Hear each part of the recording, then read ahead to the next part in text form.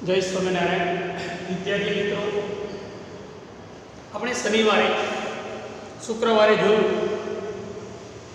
Simple present tense सादो वर्तमान काल में आपणे त्रण उपयोग तमने शीखवाड़े,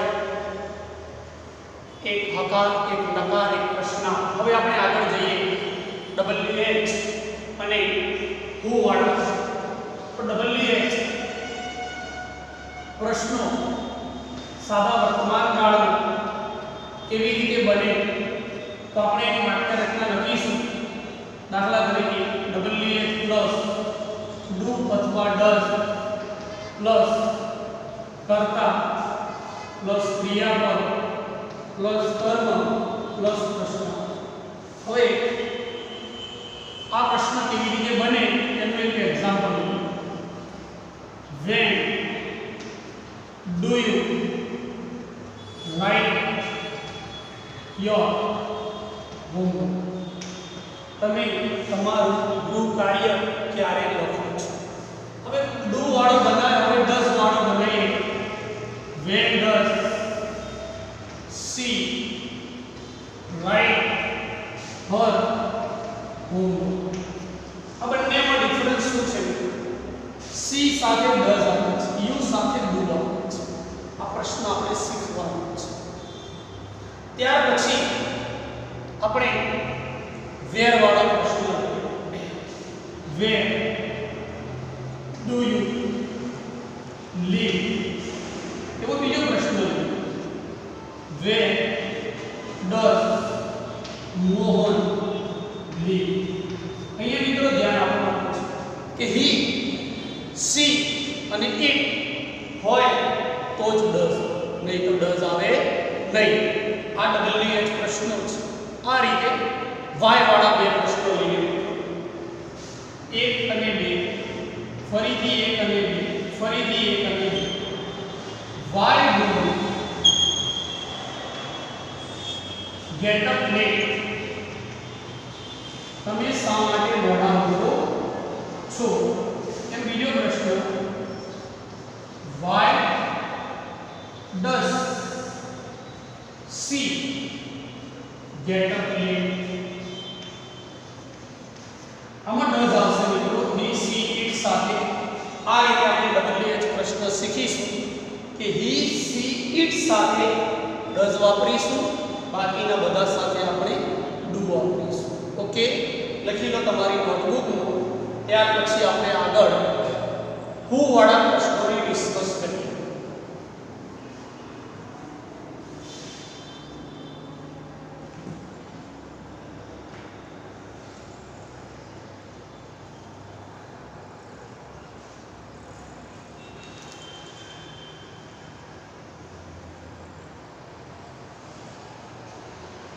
चलो लखाई गई मित्रों। WH प्लस डू अथवा डज। डज क्यारे मित्रों? जारे ही, सी, इट होय त्यारे ज डज। आई, वी, यू जे साथे डज लगावવાનું નથી, તેની સાથે ડુ। ઓકે, હવે આપણે આગળ લઈએ હુ પ્રશ્નો। હુ વાળા સાદા વર્તમાન કાળનો हु वाला प्रश्नो लईए। तो हु वाला डू डज आवशे नहीं, खास ध्यान रखो। हु साथे क्रियापद एस, ईएस वाळू प्लस कर्म प्लस प्रश्न। आ ध्यान रखो। नंबर 1 हु प्लेस आ वाक्य में मित्रों अपने डज लगावવાનું ध्यान रखो। नंबर 2 हु ड्रिंक्स कॉफी? आ रीते हु साथे આપણે ક્રિયાપદ એસ એસ વાળું લખવાનું। આના આધારે આપણે એક્સરસાઇઝ બનાવશું નાની, અને એક્સરસાઇઝ આપણે નોટબુકમાં લખીશું કે સાદા વર્તમાન કાળની ખાલી જગ્યા પરીક્ષામાં આવે તો આપણે કેવી રીતે લખવી। बराबर, चलो स्टार्ट।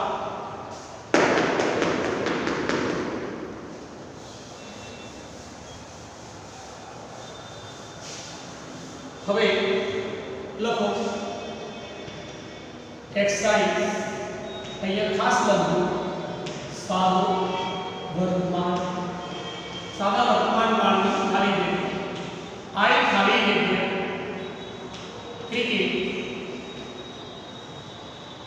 એવરીડે કૌંસમાં લખેલું છે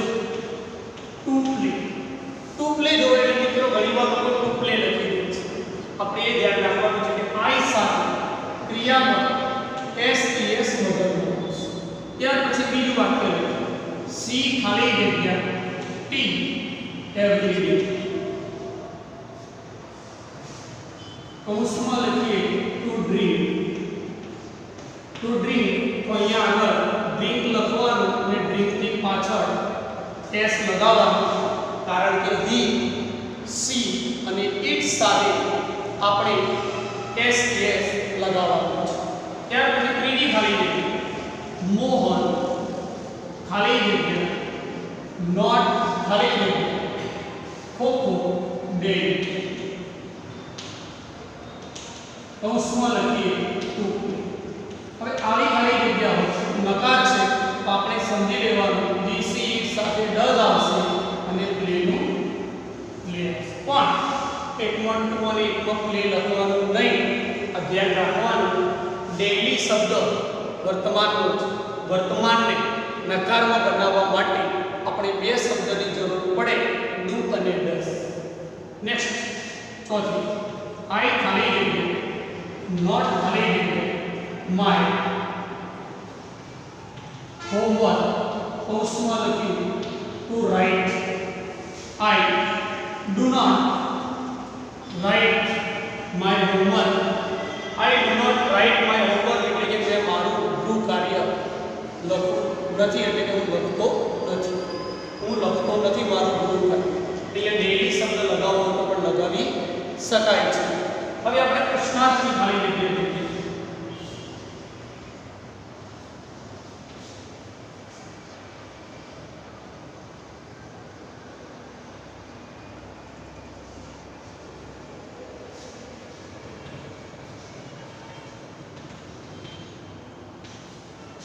કૌંસમાં લખ્યું છે ટુ લાઈક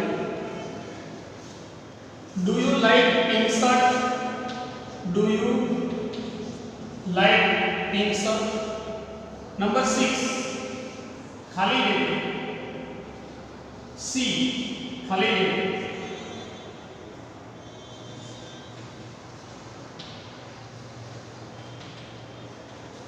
કૌંસમાં લખ્યું ટુ ટીચ અહીંયા મિત્રો ડઝ આવશે does she teach Hindi daily શું તેણીને દરરોજ હિન્દી ભણાવે છે અહીંયા હી સી ઇટ સાથે ડઝ આવશે આ આપણે શીખવાનું છે આ શીખી લીધું એટલે આપણું કામ અહીંયા પૂર્ણ થઈ ગયું હવે આ રીતે આપણે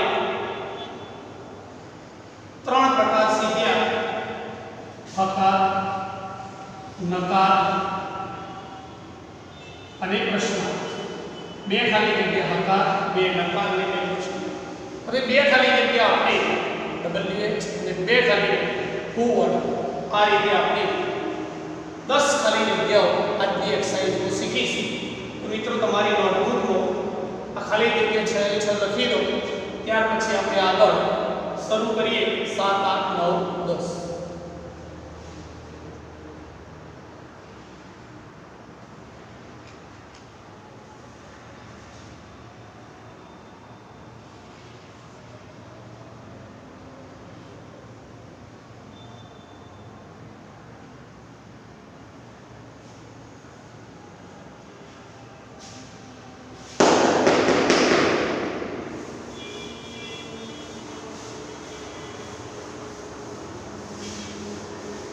ખાલી જગ્યા નંબર 7 WH વાળી when do you drink coffee every day કૌંસમાં લખ્યું to drink અહીંયા મિત્રો યુ છે એટલે અહીંયા do આવશે અહીંયા drink આવશે આ ધ્યાન રાખવાનું નંબર 8 when ખાલી જગ્યા સી टेम्पल every day કૌંસમાં લખ્યું to go. હવે અહીંયા c છે એટલે કે does આવશે. when does she go to temple? c સાથે goes નહીં આવે કારણ કે does આવે એટલે go ની પાછળ s ના આવે. આ આપણે શીખવાનું છે. ત્યાર પછી who વાળા બે વાક્ય ખાલી જગ્યા. નંબર 9 who daily કૌંસમાં લખ્યું બંને ખાલી જગ્યામાં પ્રશ્ન ચિહ્ન આવશે. આમાં ટુ પ્લે આવશે. આમાં પ્લે લખ્યા પછી પાછળ આપણે એસ લગાવવાનું કારણ કે આમાં ડુડસ વપરાશે નહીં. બીજી ખાલી જગ્યા who ખાલી જગ્યા.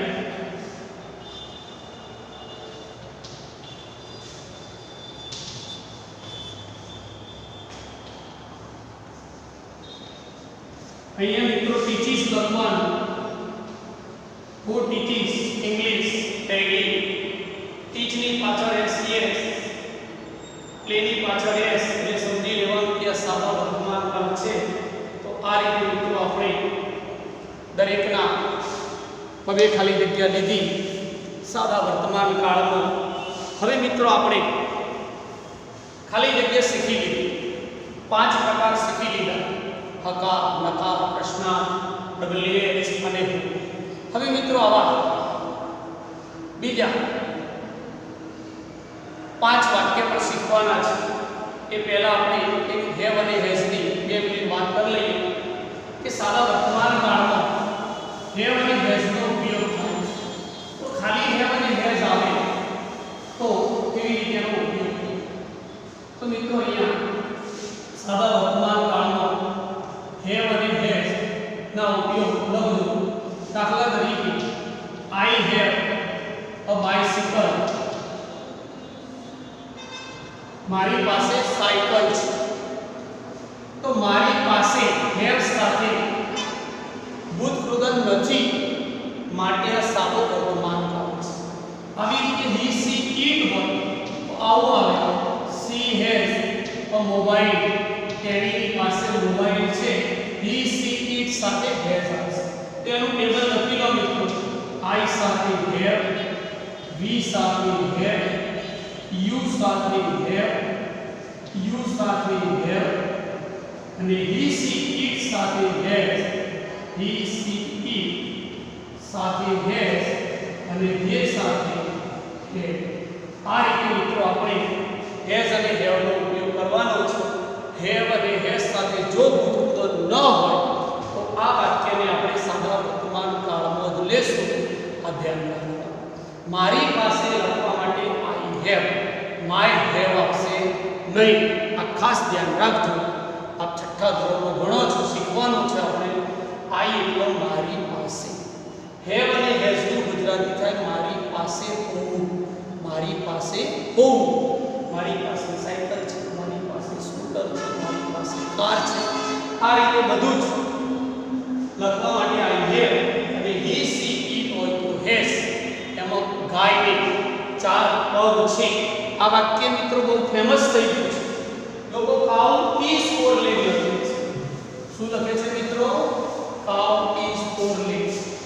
બે મિત્રો કાઉ is four legs. આ વાક્ય મિત્રો ખોટું છે. is શબ્દ નહીં આવે. આવું આવશે કાઉ has four legs. ગાયને 4 પગ છે. આવી રીતે વાક્ય આવે. લેગ શબ્દ પણ લખી શકાય 4 પગ. હવે મિત્રો આપણે is શબ્દનો ઉપયોગ કાઢી અને have અને has નો ઉપયોગ શીખવાનો છે. have અને has તમને આવડી જાય એટલે આપણે બધા જ વાક્ય have અને has વિશે બનાવતા શીખવાનું છે. મારી પાસે ઘર છે, મારી પાસે કાર છે, મારી પાસે મોબાઈલ છે. આવા ગુજરાતી વાક્યનો અંગ્રેજી શીખવાનું.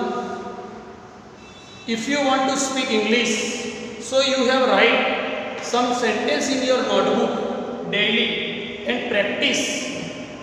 Every day we write 5 sentence Gujarati into English and we start our fluency English. First of all, you should try to speak 5 sentences daily in English.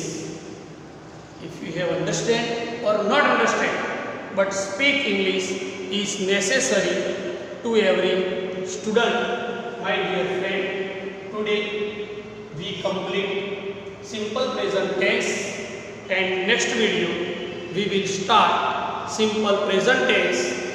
If you want to speak English, so you can try in your YouTube channel and write how to speak English. આવું લખશો એટલે ઇંગ્લિશના video હશે. Speaking video તો speaking video હશે. English speaking video English speaking video હશે. English speaking dialogue English speaking dialogue હશે. બે માણસ કેવી રીતે વાત કરે છે આ રીતે મિત્રો આપણે ઇંગ્લિશ શીખવાનું છે. આપણને આવડી જશે, વિશ્વાસ છે. આપ મહેનતુ છો, મહેનત કરજો, સ્પેલિંગ મોઢે કરજો, દરરોજ 5 વાક્ય લખજો અને આ રીતે શીખજો. જય સ્વામિનારાયણ.